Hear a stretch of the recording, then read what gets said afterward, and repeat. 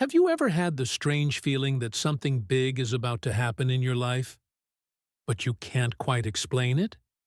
It's not anxiety. It's not coincidence. It's your unconscious knocking on the door, and ignoring that call might be the biggest mistake of your life. The truth is, most people stay stuck not because they lack opportunity, but because they lack awareness. And if you keep clinging to the idea that this rough patch will pass on its own, you might end up missing the most important calling you've ever had. Carl Jung didn't leave us step-by-step instructions, but he left traces. And if you're paying attention, the universe is leaving clues for you too. Synchronicities, discomfort, inner shakeups, all of them nudging you toward a personal transformation that's already underway, even if you're still resisting. But here's the key. The best phase of your life doesn't begin when things settle down. It begins when you wake up. So if you feel out of place in the world, maybe it's because the old world no longer fits who you're becoming. And this video, this message, will show you why that's not just normal. It's necessary. The best stage of your life won't ask for permission, but it will send signs. And after today, you won't be able to pretend you didn't see them. Waking up with a sense of emptiness, even when everything is in place, is one of the first signs that something inside is ready to change. It's not a mood. It's not ingratitude. It's your soul signaling that something no longer fits the frame of your current life. It's the silent beginning of a personal transformation that only shows itself when comfort becomes unbearable. And believe it, it's more common and more necessary than it seems. This discomfort doesn't come out of nowhere. Often, it arrives right after major life achievements, a new job, a stable relationship, a goal checked off. On the outside, everything looks perfect. But inside, something creaks. That's when the existential crisis starts to stir, scrambling your certainties and scattering your priorities. But in that chaos, something fertile is beginning. The soil of your future is being turned. Carl Jung would call this the start of individuation. That moment when your ego starts realizing it's not the center of the universe and that something bigger is pushing through, the self. In this context, discomfort is the friction between who you've been and who you're about to become. And that friction hurts, but it also lights the way. It's as if life is asking, so? Will you keep betraying yourself? Or will you finally answer your inner calling? People often try to numb this discomfort. With online shopping, endless scrolling, food, shallow sex, binge-watching, anything to escape. But eventually, nothing satisfies. The noise of the outside world no longer drowns out the screaming silence inside. That's when the spiritual awakening begins. When you stop running outward and start walking inward. Not always pretty, but always real. If this is happening to you, here's a small invitation. Instead of running away, listen. Sit in silence. Write down what you're feeling. You don't have to understand it all now. Just naming it is a brave step. Journaling may seem simple, but it becomes a soul map. Start with questions like, what am I tired of pretending? Or, if I could start from scratch, what would I do differently? It's common to feel guilty for wanting more out of life, even when nothing's missing. But that desire isn't greed, it's expansion. You're growing on the inside, and the old structure can't contain the new awareness rising. That's psychological development in action. The mind stretches, the heart stirs, and the body starts feeling tired. Not from physical work, but from emotional exile. Have you noticed how even your environment begins to irritate you? Places, people, Routines that once made sense now feel small. That's not drama. That's awareness. You're beginning to see beyond appearances. The shadow starts to show up as frustration, boredom, irritation, and if you dare to look without judgment, you'll find valuable clues to what needs to change. Want something concrete? Start with an existential cleanup. Reevaluate your friendships, habits, environment. Let go of what no longer reflects who you're becoming. Most importantly, allow yourself to try new things, even small ones. A random course, a fresh hobby, a book outside your usual taste. All of it can unlock doors you didn't know existed. A good start? The Power of Now by Eckhart Tolle. This discomfort is not the end. It's the beginning. The beginning of a journey that few are brave enough to take.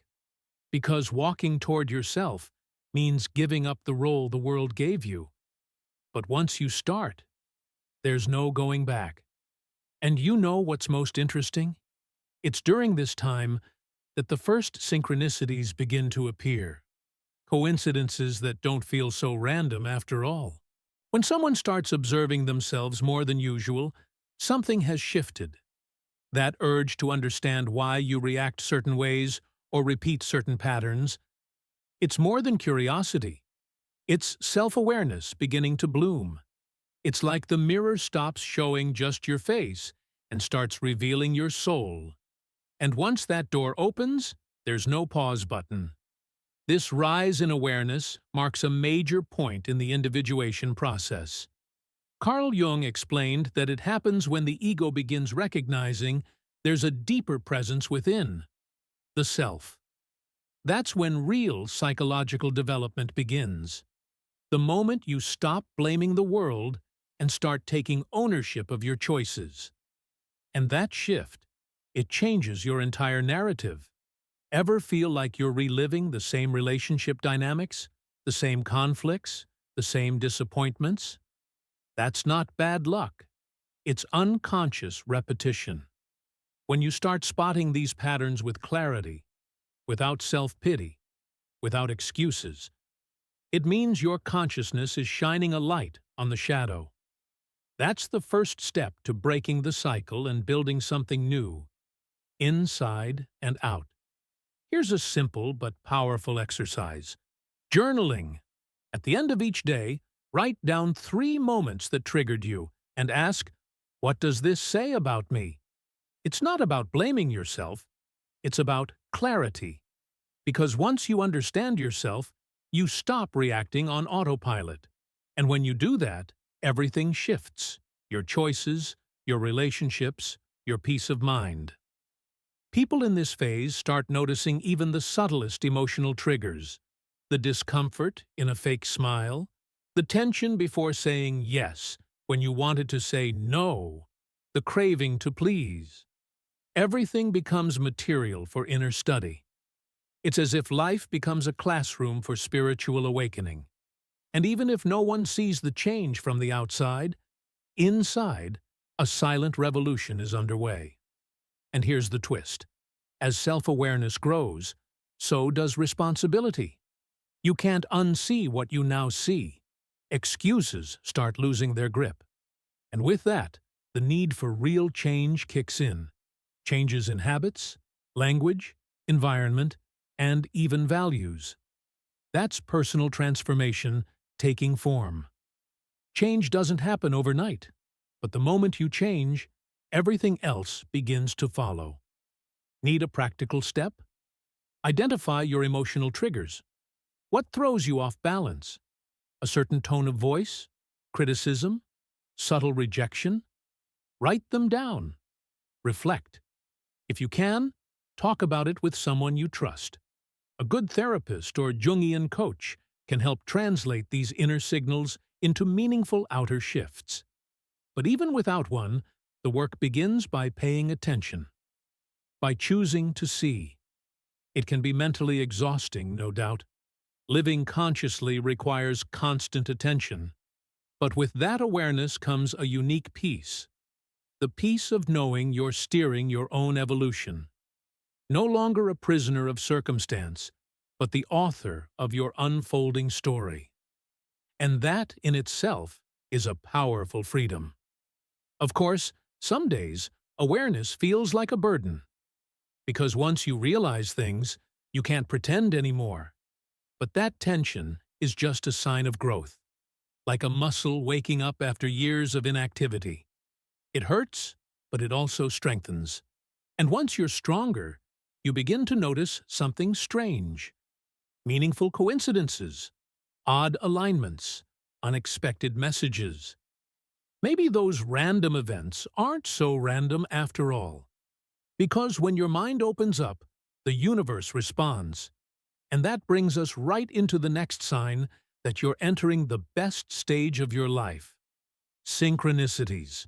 There are moments in life when everything just clicks. You think of someone, and they call.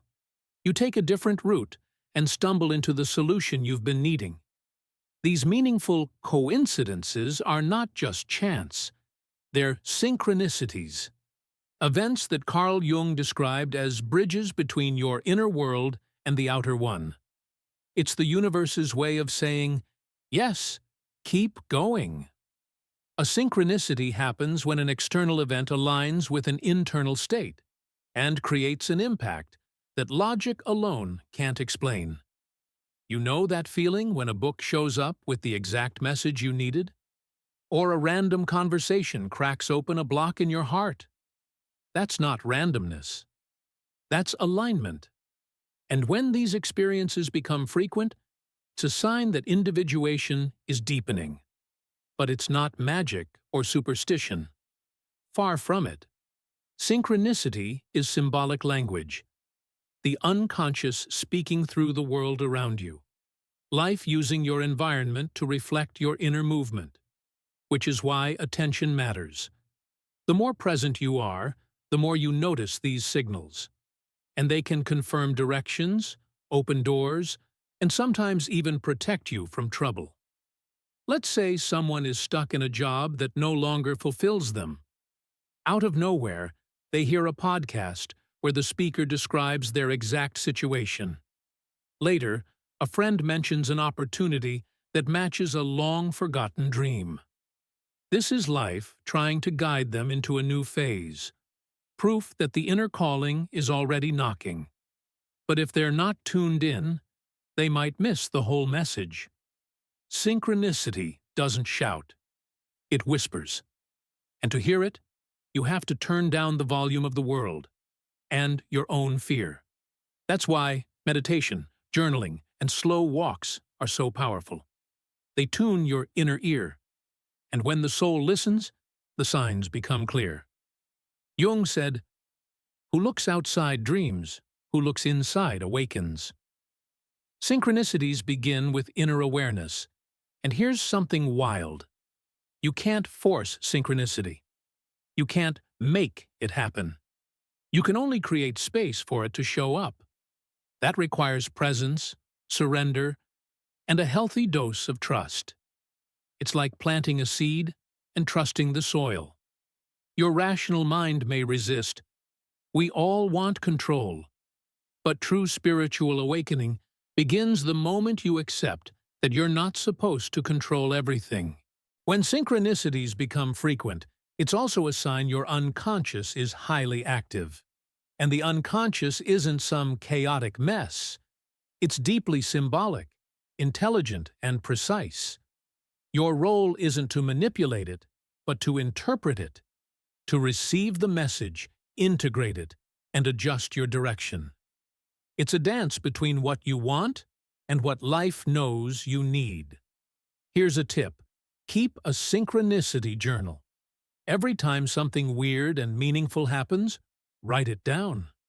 At first it may seem random, but over time, patterns appear. And those patterns are the visible threads of your personal transformation. It's like a map that only reveals itself after you've already started walking. And when you finally see the picture, everything starts to make sense. Sometimes these moments are exciting. Other times, They're scary, especially if you've been trained to only believe in what's logical. But here's the thing. Mystery isn't here to be solved. It's here to be lived. And the more open you are to mystery, the more you realize that nothing is really random.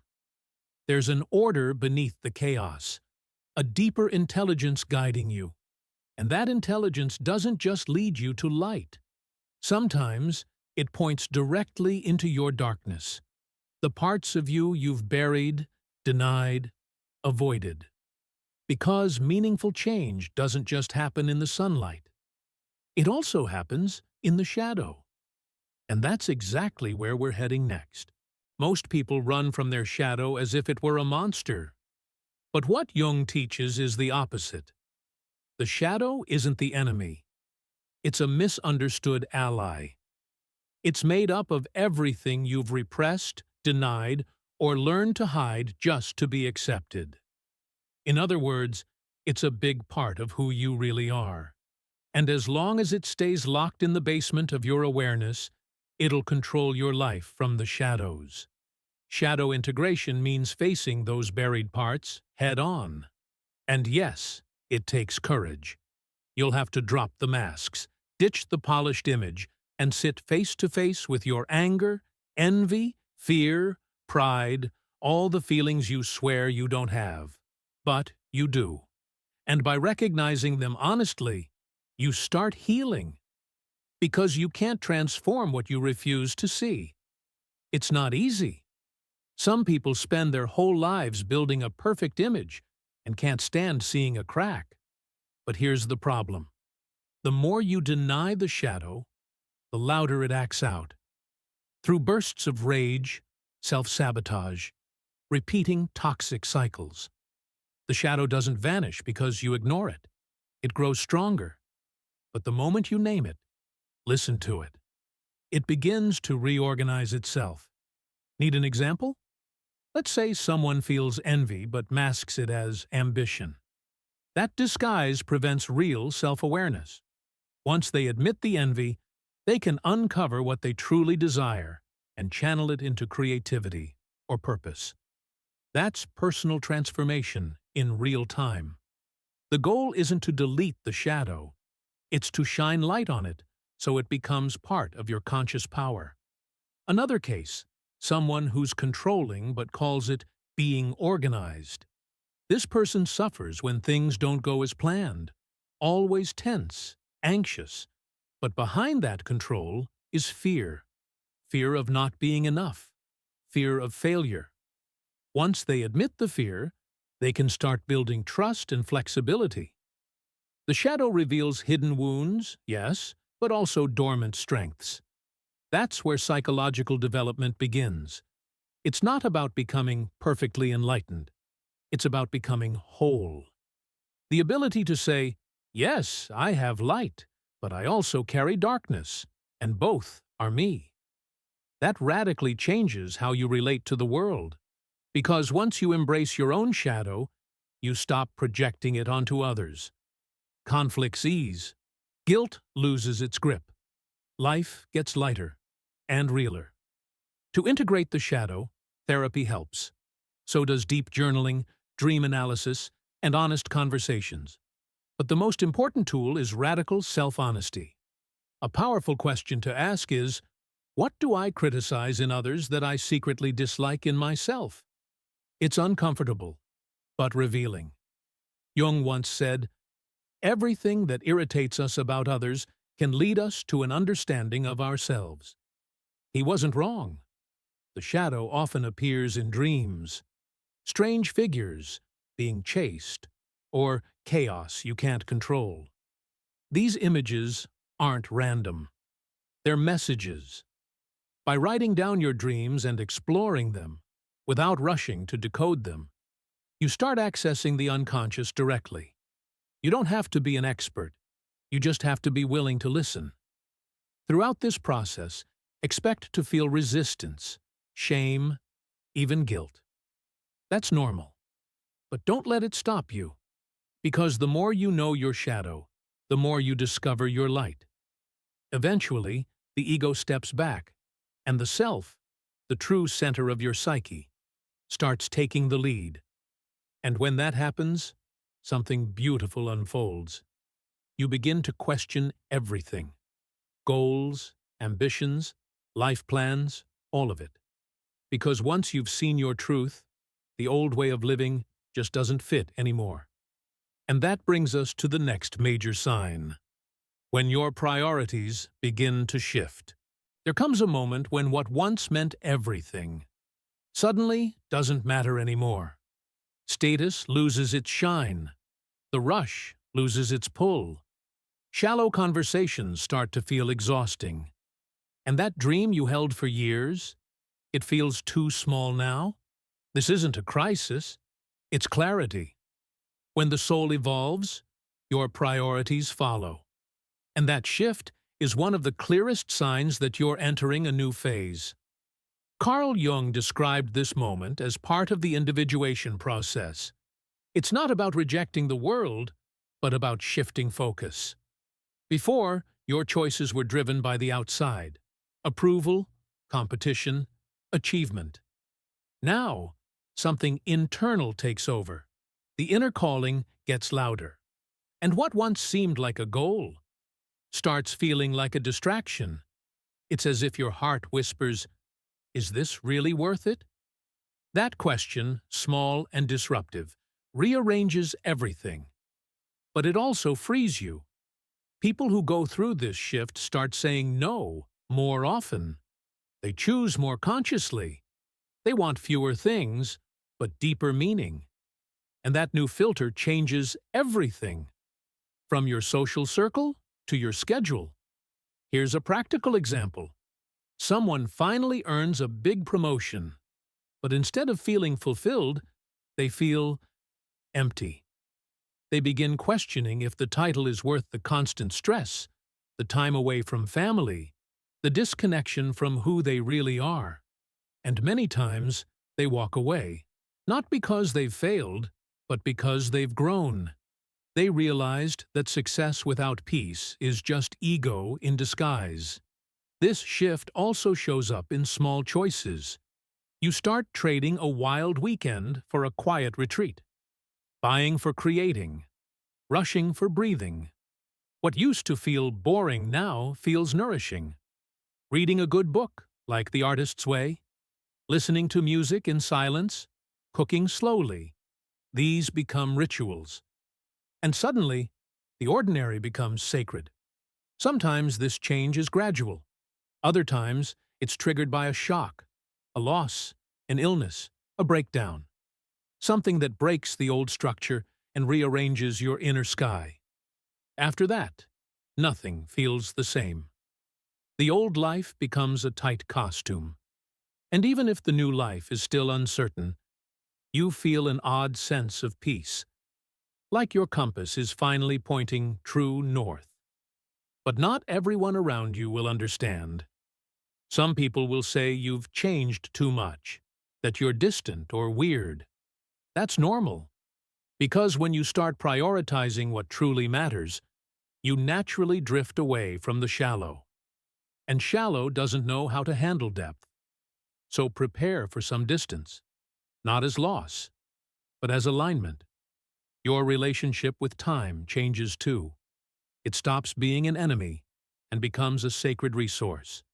You stop rushing to finish and start showing up to feel. The goal is no longer just the result, it's the process.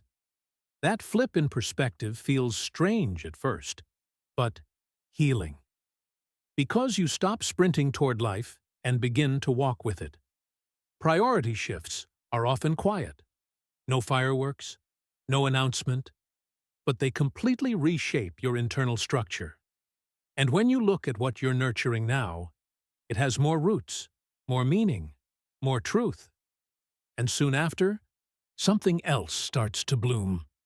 A powerful longing for deeper, more soulful human connections. Once you reconnect with who you truly are, it gets hard to keep faking your way through relationships.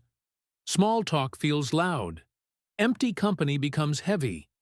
That automatic "good morning," those polite surface-level chats, They don't fill you anymore.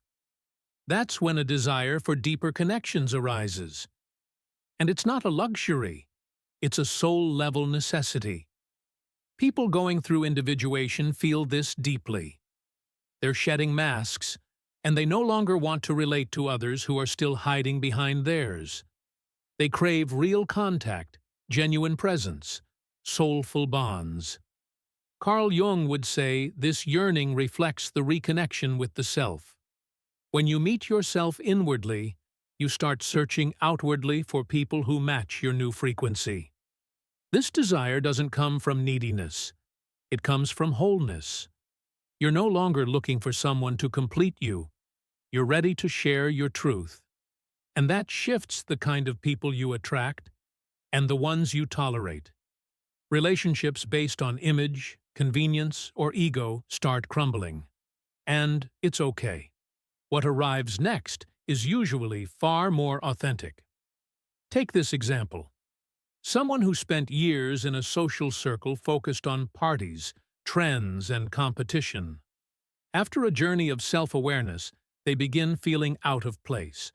And it's not because others changed. They did. They find themselves drawn to sharing circles, spiritual retreats, or slow, honest conversations. And in these spaces, they feel something rare, belonging without pretending. This longing for deeper connection transforms romantic relationships too. You start seeking bonds built on purpose, with space for vulnerability, mutual growth, and emotional safety. It's the end of games. No more silent treatments or affection masked as control. This level of connection takes courage, because it requires saying no to many things that once felt good enough. But what you get in return is real. It doesn't stop with people. You begin to crave meaningful environments too, places that nourish your soul. A quiet cafe filled with books, a forest trail, a sacred space, or just your own room set with intention. Everything becomes a reflection of your inner state. And your inner state is now richer, deeper, more aligned with truth. Even how you use social media changes. The need for validation fades. The urge to show off loses its shine. You don't care about follower counts anymore. You care about the quality of connection. One sincere message starts to mean more than 100 likes. That's not disinterest. That's maturity. It's psychological development in real time. Of course, not everyone will walk this path with you. Some people will drift away. Others will try to pull you back into your old patterns. But the right people, your people, will appear along the way. And when they do, you'll know. This is the kind of energy I want to build with. These connections remind you that you're not alone. That there are others walking this path. That this new stage of life can be shared. The more authentic your relationships become, the clearer your path feels. Because these bonds act like mirrors. They remind you of who you are. They inspire your growth. They challenge you to stay awake. And in this kind of fertile environment, something new begins to rise. A powerful sense that you're finally in the right place, with the right people, doing what you're meant to do. And that feeling? That's purpose. And it's the next signal that you're entering the best stage of your life. There's a point in the journey where, even if you don't have all the answers, you start to feel a why. Something stirs inside you, like life finally stopped being just about surviving. That's the sense of purpose arriving, not as some grand, distant mission, but as a quiet pull within. It's not loud. It doesn't beg for attention. But it's steady, and it doesn't go away. Carl Jung saw this as a sign that the self is beginning to express itself more clearly. When the ego aligns with the soul, your path starts to feel meaningful, even when it's still unclear. You might not know the destination, but you trust the direction. And that changes everything. Because acting with purpose fuels you. It tires the body, but nourishes the spirit. Life becomes less of a routine and more of a ritual. This feeling doesn't come out of nowhere. It's the result of everything you've been through. Self-awareness, shadow integration, synchronicity, shifting priorities. Each step of personal transformation fine-tunes your inner compass. Suddenly, doubt turns into direction. Urgency turns into clarity. Desire turns into calling, and life begins to align with your true self. Many people chase purpose like it's a treasure at the end of the road. But in truth, purpose is the road. It reveals itself through movement, through action, feeling, presence. That's why one of the best ways to find it is to serve. Help someone. Share what you've learned. Teach. Listen. Support. Purpose almost always involves something bigger than just you. Real-life example. Someone stuck for years in a soulless job. After an existential crisis, they start studying psychology, just out of curiosity. No big plan. Slowly, they begin volunteering at a community project. And in that space, they feel something new. Fulfillment. Not because it's easy, but because it's true. That's when they know. This isn't just work. It's calling. The beauty of purpose is that it doesn't have to be loud. It can be quiet, unseen. It might be being a present parent, a passionate teacher, a behind-the-scenes artist, a compassionate caregiver. It's not about size. It's about sincerity. When what you do matches who you are, that's purpose. And it gives you a kind of strength no fear can overpower. But yes, it's scary. Because living with purpose means taking a stand. It means saying yes with your whole being and no without guilt. It means walking away from comfort, applause, and guarantees. But in return, you get something rare. Meaning. A meaning that gets you up on hard days and keeps you grounded on good ones. And gives you a silent knowing. This is it. When you live like this, even problems change color. They don't disappear, but they make sense. Struggles become teachers. Failures become rich soil. Even breakdowns gain dignity. Because they're part of a story worth living. Your story. One no longer written by others, but built by your own presence, choices, and consciousness. Then something unexpected happens. You start inspiring people without even trying, just by being you, just by living your purpose. That inspiration spreads, it transforms, it awakens others, and without knowing, you become a lighthouse, a steady light in a world that's often lost in the dark. And maybe, just maybe, this is what the best stage of your life is really about. Now tell me, after everything you've just heard, are you really going to keep ignoring the signs? Are you going to keep trying to fit into spaces that clearly no longer feel like home? Or are you finally going to accept that you are changing and that this is a blessing, not a burden? The truth is, you don't need to understand every step. You just need the courage to take the next one. How many times have you felt that something more was meant for you, but let that feeling die in the chaos of routine? How many times has life tried to wake you up? Through crisis, discomfort, unexpected encounters, coincidences, and you just kept going on autopilot? Enough. You know too much now to keep betraying yourself. The time to act is now. So let me ask you, what's the first real action you're going to take after this video? Will you write down what you're feeling? Will you change a routine? Will you have that conversation you've been avoiding? Drop it in the comments. I want to know. Because when you share it, you commit. And when you commit, you transform. If this content spoke to you, If at any point it felt like I was talking directly to your soul, that's because I was. So don't keep this just to yourself. Subscribe to the channel, hit the bell, and keep diving into this universe that goes far beyond the surface. Because your journey of self-discovery is just beginning. And the best stage of your life still has so much to reveal.